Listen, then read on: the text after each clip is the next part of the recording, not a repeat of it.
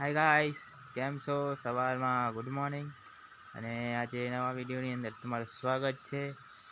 લગભગ 7-8-10 દિવસ પહેલાં શાક બકાલું જે નાખ્યું હતું ધાણા ને મેથીને એ કઈ રીતનું ઉગ્યું છે એ આપણે જોઈ અને તમને પણ બતાવું.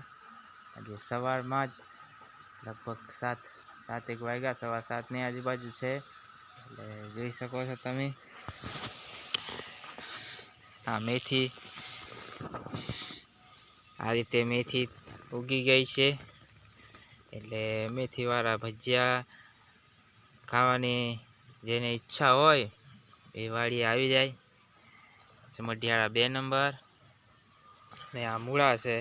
મૂળા થોડા ઘાટા છે, પણ ઘાટા એ સારા, જાડા બહુ થાય ના, એટલે ઘાટા નાખ્યા છે.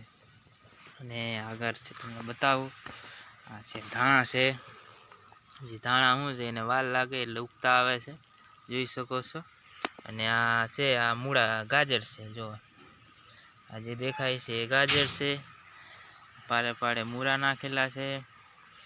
જો તમને ખબર જ હશે, આગળ નેક્સ્ટ વિડીયોમાં, આગલા વિડીયોમાં તમને બતાવ્યું હતું એ રીતે છે. જો આ રીતે ધાણા ને મેથી ને મૂળા ને ગાજર બધું ઉગી ગયું છે.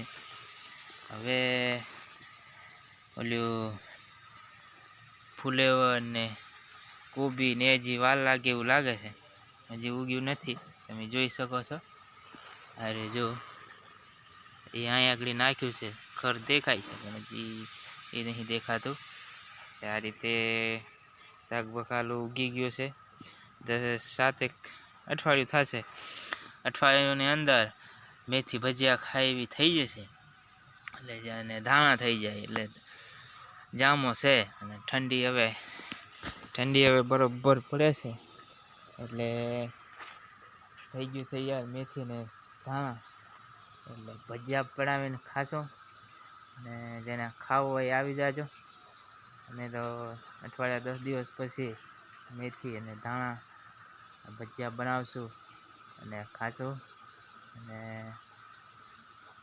મોજે મોજ કરશું, કારણ કે ઉગી ગયું છે. એટલે હજી ઉગવાનું બાકી છે એવું છે.